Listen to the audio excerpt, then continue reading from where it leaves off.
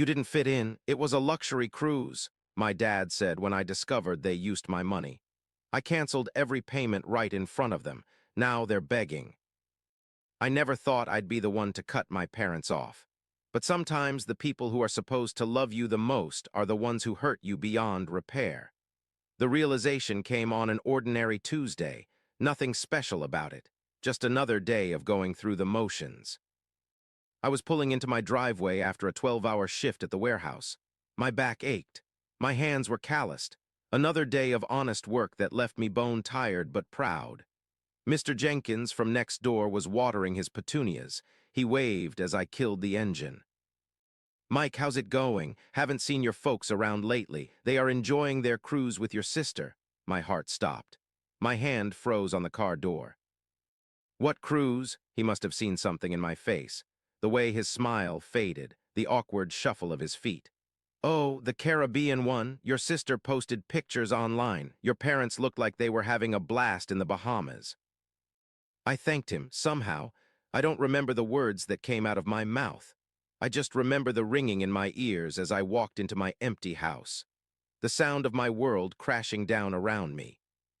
3 days ago, just 3 days ago, my mother had called, crying, saying Dad needed medicine they couldn't afford, saying the heating bill was overdue, saying they might not make it through the month, and I had sent them $800, not the usual $600, because they sounded desperate. I sat in my darkened living room, staring at my phone, looking at my bank account. The automatic weekly transfers to my parents, every Friday for the past year, $600 like clockwork, my contribution to keeping them afloat, or so I thought. But now they were in the Bahamas, with Laura, my perfect sister who had never worked a day in her life, who married rich and looked down on my blue-collar job, who somehow still got all the praise despite contributing nothing. My hands trembled as I opened Facebook. I never used it much. Too busy working, too busy surviving. There they were. The pictures, Mom in a sundress I'd never seen before, Dad with a fruity cocktail, Laura and her husband Richard posing on the deck of a cruise ship. All smiles, all happiness, all funded by my sweat and sacrifice. I scrolled through the album, gathering evidence. The timestamp on the photos matched exactly when they claimed to be too sick to answer my calls. The geotags showed the Bahamas, the expensive restaurants, the luxury shore excursions. The deeper I dug, the worse it got. There was Mom wearing a gold bracelet I didn't recognize, Dad sporting a new watch. They had gone shopping in Nassau. That explained the extra $200 they'd begged for emergency medicine. The final blow was a comment thread under one photo. Laura posted how generous Richard was for treating Mom and Dad to this well-deserved vacation. My parents responded with heart emojis, and thanks to their thoughtful children. Children, plural, as if I had been involved, as if I hadn't been deliberately excluded while unknowingly funding their tropical drinks. I didn't cry. That would come later. At that moment there was only numbness, and beneath it something darker, something that had been building for years. Ray. I searched for more evidence, needed to know how deep this betrayal went. A quick check of my banking records showed the timing. My emergency transfer had gone through just hours before they boarded the ship. Another $800 straight from my account to theirs, tagged with the memo, Dad's medicine. There were other transfers too, regular withdrawals over the past 6 months that aligned perfectly with shopping sprees, expensive dinners out, weekend getaways I'd never been told about. I pulled up my text history, reread every desperate plea for help, every claim of an empty refrigerator, every guilt-inducing, "We understand if you can't help us this time." Every thank you message promised they'd pay me back someday. All lies. Calculated, deliberate lies designed to extract maximum financial support while giving nothing in return. The story of how I became my parents' personal ATM started innocently enough. Dad lost his job. Mom's health was declining. They needed help making ends meet until they got back on their feet. I never hesitated. They were my parents, the people who raised me, who supposedly loved me, so I sent money, cut back on my own expenses, picked up overtime, did what a good son would do. But the goalposts kept moving. First, it was just until Dad found work. Then it was just until Mom's health improved. Then it was just until they caught up on bills. There was always a new crisis, always a reason they needed more. Meanwhile, Laura was their golden child, the daughter who made good choices by marrying a wealthy man, the smart one, the successful one. Never mind that I had built my life from nothing, that I had a steady job, a small but paid-for house and savings despite helping them, that I had done it all myself. No, Laura was the one they bragged about to friends. Laura was the one who got invited to family functions. Laura was the one who could do no wrong. And I was just the walking wallet, good enough to fund their lives but not good enough to be included in them. My girlfriend Anna found me like that, sitting in the dark, staring at those pictures, my phone clutched so tightly in my hand that my knuckles were white. Anna had been warning me for months, had noticed the patterns I'd been too blind to see. "It's always an emergency with them, isn't it?" she'd asked after my mother's tearful call about the broken furnace last winter. "And have you noticed it's always right before a weekend or holiday?" I defended them then, made excuses. They were getting older, times were tough. They wouldn't lie to me about needing help. But Anna had seen what I couldn't, or wouldn't. She'd pointed out how they never invited us to dinner but always had money for Laura's family gatherings. How they forgot my birthday but sent Laura lavish gifts. How they called only when they needed something but never to check how I was doing. She'd been right all along, about everything. She didn't say anything at first, just sat beside me. Let me show her the pictures, let me tell her about my parents' call for money just 3 days before. Then she held me while I finally broke, while the tears came, while years of being used and discarded poured out of me in great heaving sobs. Anna had always seen it, had always told me my parents were using me, that they favored Laura, that they didn't appreciate what I did for them. I hadn't wanted to believe her, because what kind of parents would do that to their child? Mine, apparently. The confrontation wasn't planned. I just found myself driving to their house the next morning, calling in sick to work for the first time in 3 years. The drive gave me time to think, to remember other suspicious moments I'd dismissed. Like the time Mom had called crying about property taxes they couldn't pay, while I noticed her wearing a new designer purse in a Facebook photo the very next day. Or when Dad claimed they might lose electricity right before I spotted him showing off a new set of golf clubs to the neighbor. Each memory hit harder than the last. The betrayal wasn't new, it was just that I was finally seeing it clearly. I'd been their safety net for years, their contingency plan, their personal bank with no questions asked, the reliable son who would sacrifice his own comfort to ensure theirs. Meanwhile, they'd been living the good life on my dime, taking cruises, buying luxury items, all while making me believe they were one missed payment away from disaster. Their car was in the driveway. They were back from paradise. Dad answered the door in his bathrobe, surprise on his face. Then wariness, he knew. Somehow he knew that I knew. My mother appeared behind him, nervous smile, hands fluttering like trapped birds. "Mike, what a nice surprise. We weren't expecting you." I just stared at them. These strangers who shared my blood, who had lied to me, used me, made me believe they were struggling while they vacationed on my dime. "How was the Bahamas?" The words hung in the air between us. Mom's smile faltered, Dad's face hardened. "You weren't supposed to find out about that," he said finally. Not an apology, not even shame, just annoyance at being caught. Something broke inside me then, the last thread of respect I had for them. 3 days ago you called me crying for medicine money, and then you went on a cruise. Mom had the decency to look away. Dad didn't. "It wasn't like that. Laura and Richard paid for the cruise. We just needed to spend money." My spending money. My hard-earned dollars funding their umbrella drinks and souvenirs.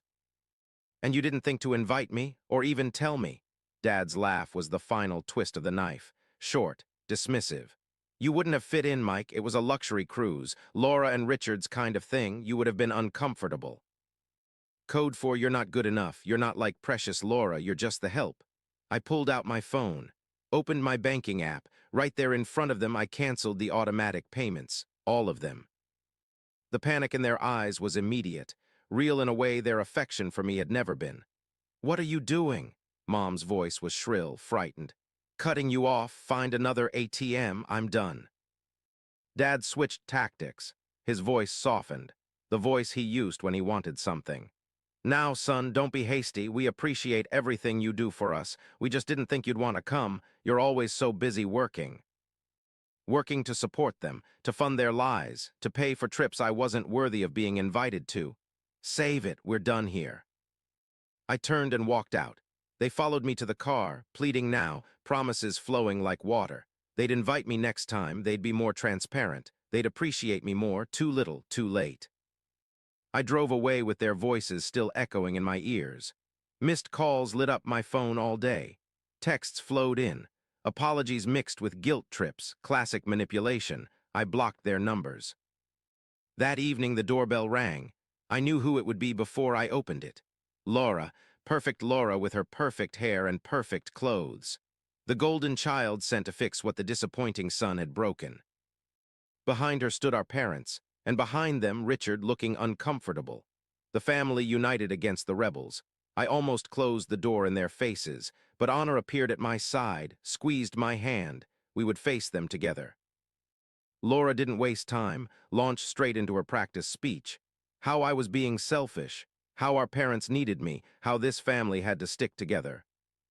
You don't understand what you're doing to them, Mike, she said, her voice dripping with practiced concern. Mom's blood pressure is through the roof. Dad can't sleep. Is that what you want, to put them in the hospital?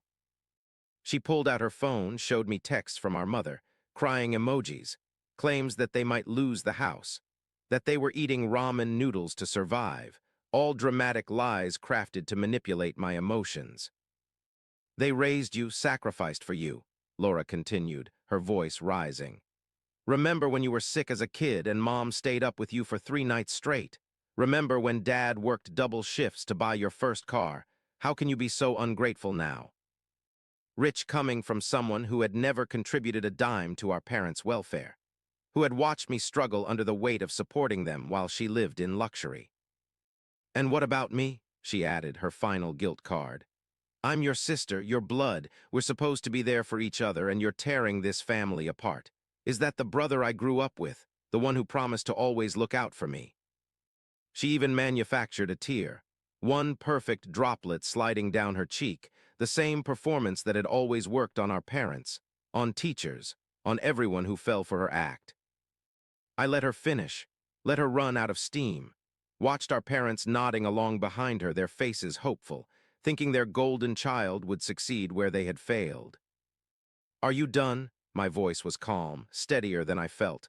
Laura blinked, not used to being challenged. Mike, be reasonable. They're our parents. They raised us. And I've been paying them back for years while you did nothing but look down on me. Laura's face flushed, the first crack in her perfect veneer. That's not fair. Richard and I have our own expenses, our lifestyle. Your lifestyle, Anna cut in, her voice like ice, is not Mike's responsibility. Neither are your parents. Laura turned on Anna then, called her a gold digger, said she was turning me against my family. It happened so fast, Anna's hand in Laura's perfectly styled hair, the look of shock on my sister's face as Anna physically removed her from our doorstep. Dad tried to intervene. I blocked him. Mom cried. Richard just stood there watching his wife being humiliated, doing nothing. The door closed on their outraged faces. The lock turned, a line drawn, and for the first time in my adult life I felt free. The fallout was swift, flying monkeys deployed, extended family calling to tell me how disappointed they were in me, how I was breaking my parents' hearts, how Laura was devastated. I changed my number. Coworkers were recruited to plead their case. I switched departments. A week passed, then 2. My bank account grew without the constant drain of supporting people who saw me as nothing but a resource. Anna and I planned a weekend getaway, something small but special, something I could never have afforded while funding my parents' lifestyle. The morning we were set to leave, my phone rang. A number I didn't recognize. I almost didn't answer. It was my father. Somehow he'd gotten my new number. His voice was different, defeated. The confident manipulator gone. Laura's husband had kicked her out, found evidence she'd been cheating, wanted a divorce, cut her off financially. She had moved back in with our parents, who now had both children at home and no income from either. They needed money more than before to support precious Laura in the style to which she'd become accustomed. The laugh bubbled up from deep inside me, started small but grew until I was gasping for air. Let me get this straight. You lied to me, used me, excluded me, and now you want me to bail out the daughter you always preferred? His silence was answer enough. Goodbye, Dad, don't call this number again. I hung up, blocked the new number, picked up my suitcase and turned to Anna, who was watching me with pride in her eyes. Ready for our vacation? She asked. I was, ready for that and so much more, ready for a life without the weight of ungrateful people on my shoulders, ready to finally put myself first.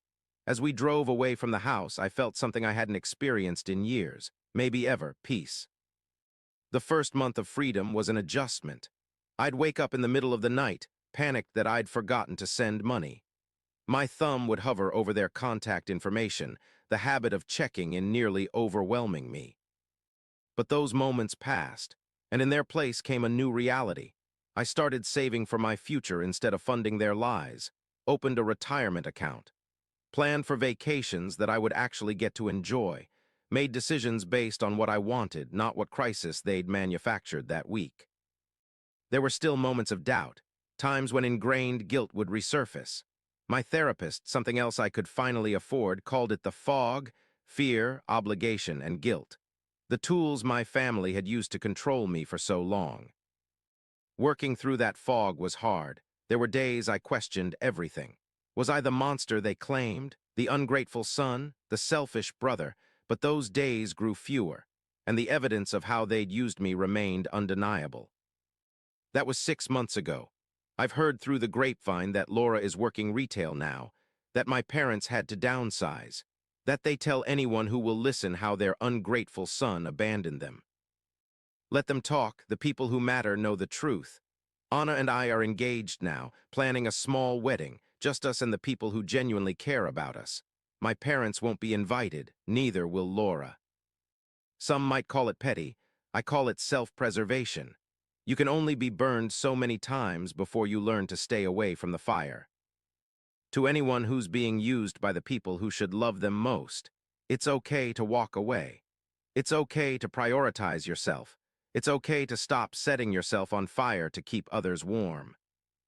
Family isn't just about blood, it's about respect, appreciation, reciprocity. I found my real family, the one I chose, the one that chooses me back every day. Here's what I've learned through all of this. Love without respect isn't love at all. It's manipulation. Financial abuse doesn't just happen in romantic relationships. It happens in families too. The people most skilled at pushing your guilt buttons are often the ones who installed them in the first place. I've learned that boundaries aren't selfish, they're necessary. That helping others shouldn't come at the expense of helping yourself. That genuine love builds you up rather than draining you dry. Most importantly, I've learned that walking away doesn't mean you failed. Sometimes it means you finally succeeded in valuing yourself enough to demand better. It took me years to understand that I wasn't responsible for adults who refused to take responsibility for themselves. That their poor planning and constant crises weren't emergencies I had to solve. That being a good son didn't mean being a good doormat. If you're caught in this cycle, know that breaking free is possible. The guilt will fade. The manipulation will lose its power. And on the other side of that difficult boundary is a life that's actually yours to live. And I've never been happier.